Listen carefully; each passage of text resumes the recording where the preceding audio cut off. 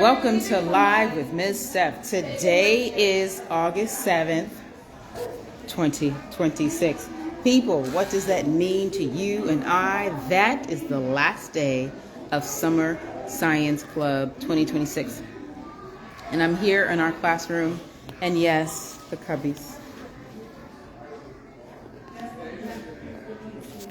I have to show you a cubby moment. So they are basically bare in comparison to how they were just 2 days ago, filled with art and engineering projects. Today we are going to do a journal entry about how they feel about camp, about their favorite thing from Summer Science Club 2026. They're going to do a journal entry and color and all that type of stuff. Okay? Then we're going to do a tape art situation. So we're going to use tape to make shapes onto our canvas panels. Y'all know how I feel about the canvas panels. For those of you thinking about doing some art, but you're not sure what a cost-effective thing to get, the cost-effective thing to get for your students so that they can work on canvas, but so you're not buying like very expensive things. These things are great. You see how thin this is? It's great. Okay.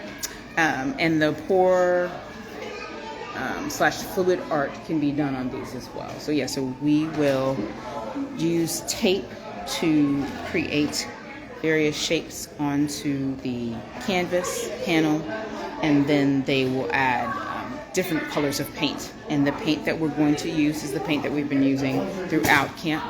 This paint, the brand in particular is not a brand that I have a comment on. It's just a nice sturdy acrylic, and we'll actually be using, instead of paint brushes, we'll be using some craft sticks. So 4 craft sticks, tape, paint, and the canvas.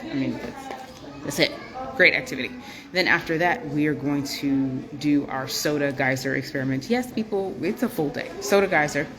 After the soda geyser, then we will come back, do some freeze time, and then we will actually have our special snack. Yes, because it's become a tradition. So most likely today's special snack may or may not be pizza, because one of the parents already got us. Hi. Welcome to Live with Ms. Steph.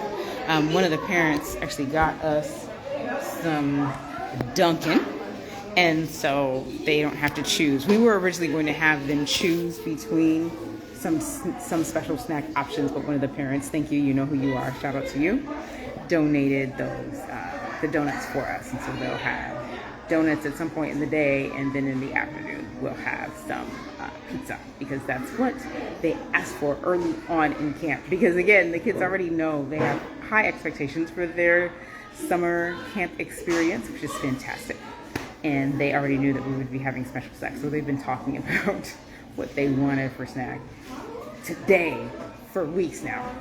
And so we are closing out.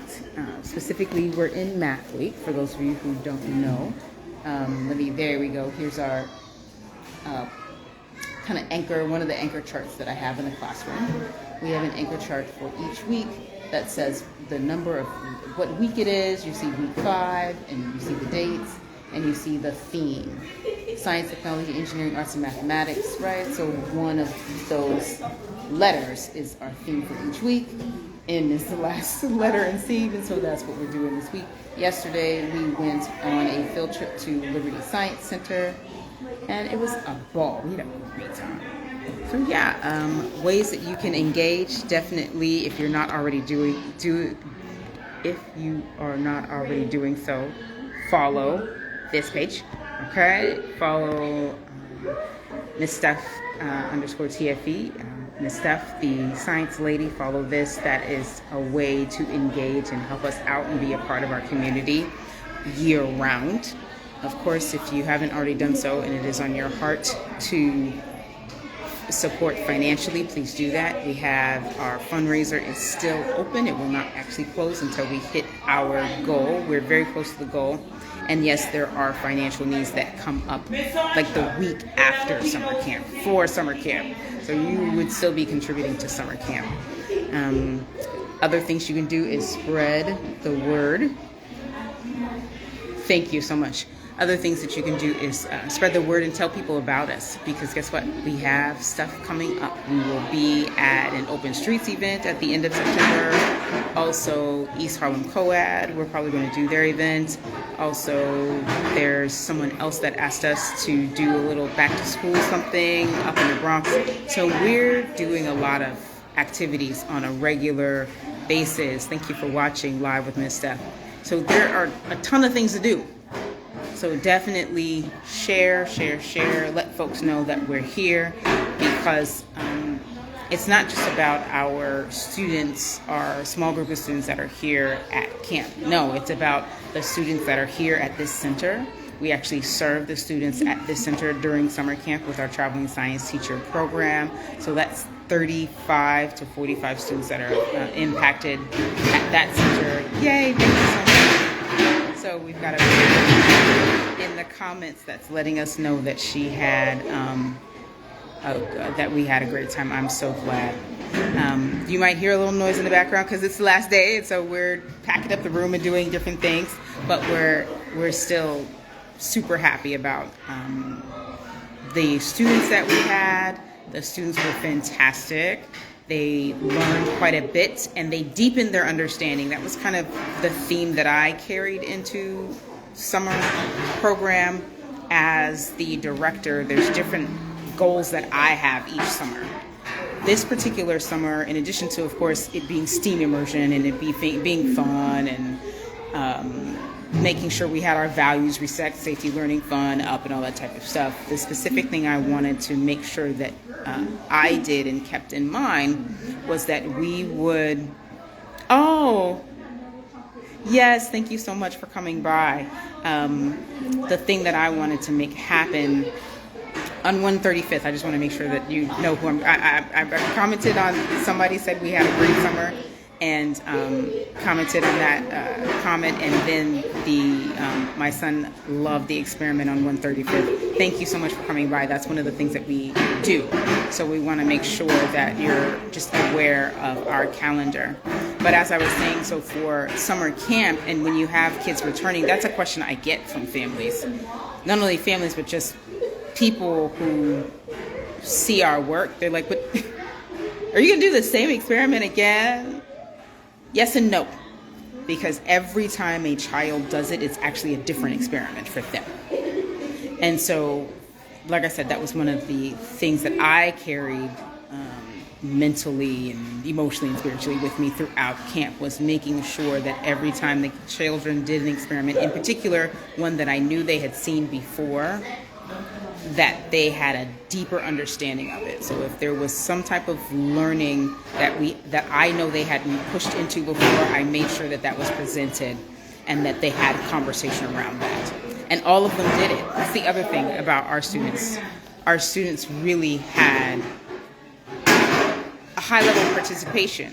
So every time we did an experiment, no one was like, oh, we did this before. Boring. No, they were like, yeah, we did it before. Let's do it again. Can we do it this way, Miss Stephanie? Are we going to do this? Like, there's an experiment, the soda guys that we're doing today. And I have one student that has been asking from like the end of last week, are we doing that experiment today?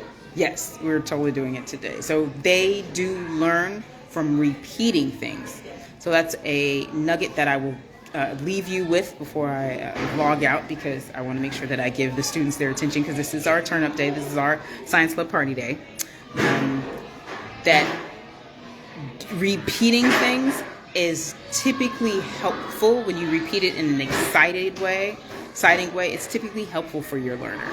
So whatever they're doing, you don't have to move on to the next thing immediately. Sometimes they need to sit with an experiment. They need to sit with a book. I'm sure you noticed that your child might reread your niece, nephew, your grandchild, they may reread a book over and over again. Actually, that is very helpful for them, because that helps develop all kinds of things. I don't want to misuse the terms, because I'm not a reading specialist. I'm a science specialist. But it does help them develop a lot of skills. One more nugget as far as science-wise, if your child is not already pouring things and you're not having them measure things yet, definitely do that, because that is the thing that they will need to be able to do. I told my students a story. For those of you who don't know, I used to work in actual labs as a chemist, as a quality control scientist. As part of my interviews, not just one of them, the standard procedure, after they talked to me and thought that I was great on paper, after they met me and thought that my personality was fantastic, they still took me into the lab and had me measure out things. I had to measure the volume of something and the mass of something, and had to get that right and write it down in my notebook properly to be able to secure the position. And that was even for temporary positions. So being able to measure things and pour liquids into other things, it may seem simple, but it is an important skill, and it will go with them for a long time. So anywho, that's our final day live with Miss Steph. Of course, you know I'll be doing lives other times, but I wanted to come on live, show you the cubbies, because one of my students actually reminded me that I normally do the cubby view. And again, they have a few things, but most of them are empty. Yeah. I really appreciate you all support. Once again, remember to share. Even if it's not the fundraiser, definitely still share that we're here in Harlem, available to make science fun and really celebrate the learning experience with your child. Thank you so much for watching, and have an absolutely wonderful day.